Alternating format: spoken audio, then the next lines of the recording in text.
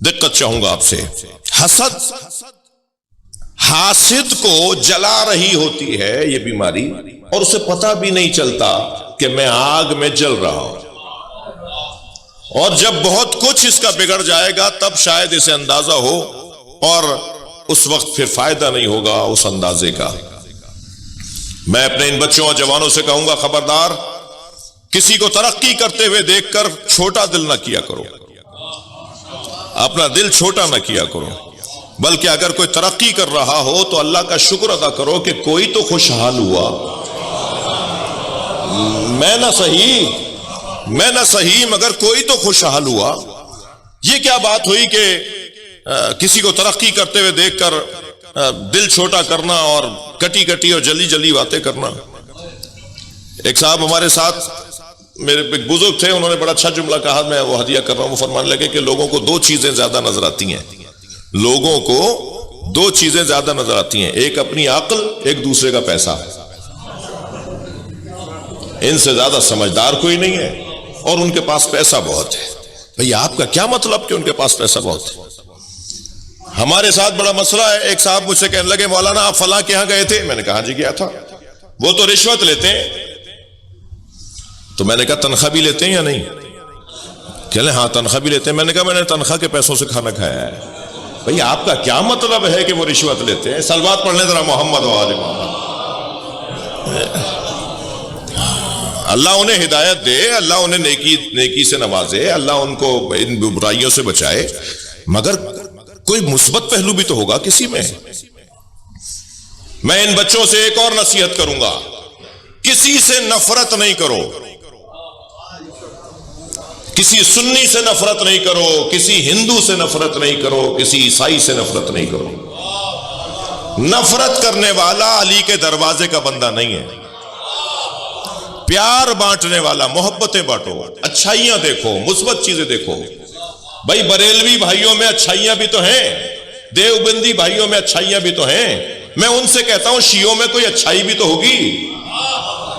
تم اچھائیاں دیکھو، برائیاں نہیں دیکھو.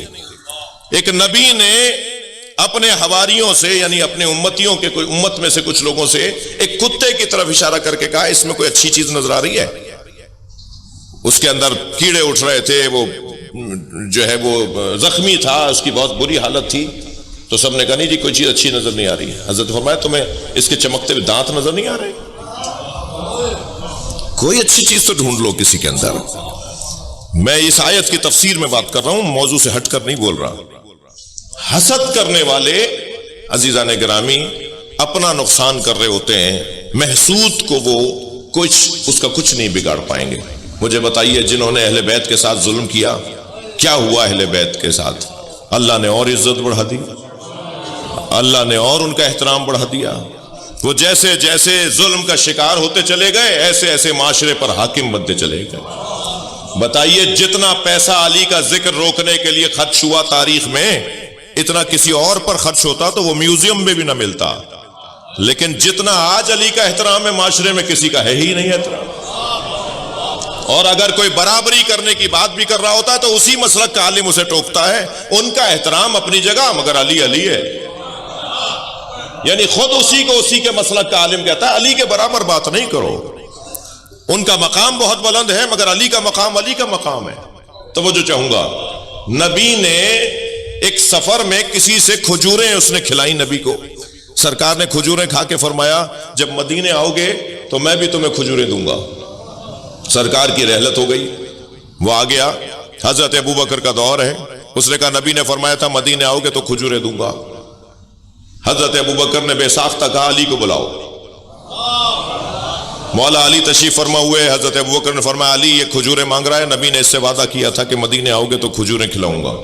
مولا علی نے 3 مشت کھجوریں اس کے دامن میں ڈال دی. صحابہ اکرام نے پوچھا یا ابوبکر یہ کام تو آپ بھی کر سکتے تھے؟ فرمانے لگے جب میں غار میں نبی کے ساتھ تھا تو ساری رات یا اللہ کی باتیں ہوئی ہیں یا علی کی باتیں ہوئی ہیں. ساری رات سرکار نے مجھ سے اللہ کی بات کی ہے یا علی کی بات کی ہے. اور جو علی کی باتیں مجھ سے کی ان میں سے ایک بات نبی نے یہ فرمایا انا کفایا. میں نے کیوں کہا علی تم دے دو؟ فرمایا انا کفایا و کفا علی فی العدل سوا. میرا ہاتھ اور علی کا ہاتھ عدالت میں ایک جیسا ہے.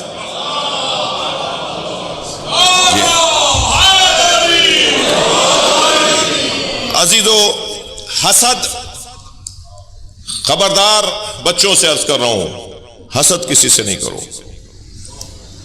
یہ وہ بیماری ہے جو اہل بیت کے دشمنوں میں پائی جاتی ہے، اہل بیت کے چاہنے والوں میں نہیں ہونی چاہیے. اس لیے کہ اہل بیت کے ساتھ حسد کی بنیاد پر اس آیت کی تفسیر میں مولا علی نے فرمایا کہ ہمارے ساتھ ایسا ہوا ہے. محبت کیسے کسی کی حاصل کی جائے؟ محبت کیسے کسی کی حاصل کی جائے؟ سورہ یوسف میں حضرت یوسف کے بھائیوں نے بابا کی محبت حاصل کرنے کا ایک طریقہ اپنایا ہے، اور قرآن سورہ مبارکہ نساء میں اللہ نے محبت حاصل کرنے کا ایک اور طریقہ بتایا ہے.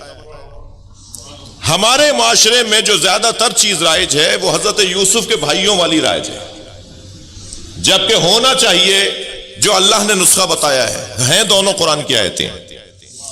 سورہ یوسف کے اندر ہے کہ حضرت یوسف کے بھائیوں نے سب جمع ہو کر 11 بھائی جمع ہو کر کہتے ہیں اقتلوا یوسف وَأَخُوهُ إِنَّا هُوَ أَحَبُّ إِلَىٰ أَبِينَا مِنَّا. آؤ چل کر یوسف کو اور یوسف کے بھائی کو قتل کر دیتے ہیں، اس لیے کہ یوسف بابا کے نزدیک ہماری نسبت زیادہ قربت رکھتا ہے، بابا اس سے زیادہ پیار کرتے ہیں. جب ہم اسے مار دیں گے تو پھر ہم ہوں گے، بابا کی محبت ہمیں مل جائے گی. یہ ایک طریقہ ہے کہ اگر محبتیں لینی ہیں تو ان لوگوں کو رستے سے ہٹا دیا جائے جن سے محبت ہو رہی ہے، پھر وہ ہٹ جائیں گے تو پھر ہم آگے آ جائیں گے. یہ قرآن میں کچھ لوگوں نے سوچا تھا ایسا، اور ایسا کرنے کے لیے چلے گئے حضرت یوسف کو مارنے کے لیے. یعنی کسی کو ہٹا کر کسی کی جگہ، کسی کو اس کی جگہ سے ہٹا کر خود بیٹھنے سے اگر کوئی یہ سمجھے کہ میں اسے ہٹا کر خود بیٹھوں گا تو مجھے وہ مقام مل جائے گا، اس کی قرآن نے مذمت کی ہے. تم کسی کو ہٹا کر اس کی جگہ نہیں بیٹھ سکتے. ہر شخص اپنی روٹی مقدر میں لے کر آیا ہے، ہر شخص اپنا مقام اللہ سے لکھوا کر لایا ہے. کوئی کسی کی روٹی نہیں کھاتا، کوئی کسی کی جگہ نہیں جاتا. یہ ایک طریقہ، قرآنی طریقہ قرآن میں بیان ہوا، قرآنی تو نہیں لیکن قرآن میں بیان ہوا ہے. اور ایک طریقہ اللہ نے بیان کیا ہے، اور وہ طریقہ کیا ہے؟ ان الذین آمنوا وعملوا الصالحات. تم ایمان اپنا پکا کرو اور کردار اپنا مضبوط بناؤ. سیجعل لہم الرحمن ودا. تو پھر لوگوں کی محبت ان کے دلوں میں، لوگوں کے دلوں میں تمہاری محبت اللہ ڈالے گا. تم اپنا ایمان مضبوط کرو اور تم اپنا کردار مضبوط کرو. سیجعل لہم الرحمن ودا. اللہ ان کے دلوں میں تمہاری محبت کو ڈالے گا. جب یہ آیت کسی نے مولا کے سامنے تلاوت کر کے پوچھا کہ یہ آیت کس کی شان میں ہے، مولا مسکرائے فرمایا ہم اہل بیت کی شان میں ہیں. ہماری محبت لوگوں کے دلوں میں مضبوط کرنے والا اللہ ہے. اور الحمدللہ ہم اس منظر کو دیکھ رہے ہیں. ریبورن اہل بیت کے نام سے ایک سائٹ ہے، جا کر بچے اس کا وزٹ کریں. 600 سے زیادہ غیر مسلم جو مکتب اہل بیت میں آئے ہیں، انہوں نے مولا علی کی محبت کو محور بنایا ہے، علی کے کمالات کو محور بنایا ہے. پچھلے دنوں ایک جوان کہنے لگا جی میں کلمہ پڑھنا چاہتا ہوں علی ولی اللہ تک. میں نے کہا بھائی ہمیں بھرتی نہیں کرنی، میں اپنی بات کر رہا ہوں، وجہ بتاؤ کہ کیوں شیعہ ہو رہے ہو. تو میں نے کہا سچ بتاؤ، ہماری وجہ سے نہیں ہونا، ہمارا حال اچھا نہیں ہے. اہل بیت کے مکتب میں آ رہے ہو، ہماری وجہ سے نہیں آنا، ہمارا حال اچھا نہیں. کیوں آ رہے ہو؟ کہ اللہ نہیں جی میں آپ کی وجہ سے، یعنی آپ کی قوم کی وجہ سے نہیں آ رہا، بلکہ 2 باتوں کی وجہ سے آ رہا ہوں. جملہ بڑا اچھا تھا، وہ ویڈیو بھی اس کی سوشل میڈیا پہ وائرل ہوئی ہوئی ہے. وہ ایک مجلس میں کھڑا ہو گیا تھا، پڑھا لکھا جوان، ایم فل کر رہا تھا کسی شعبے کسی موضوع میں، اور کہنے لگا جی میں آنا چاہتا ہوں، آپ کی طرح ہونا چاہتا ہوں. تو وہ تو میں نے کہا جی کیوں؟ تو کہنے لگا 2 باتوں کی وجہ سے میں آپ کے مکتب میں آ رہا ہوں، ایک عظمت علی، ایک صبر حسین.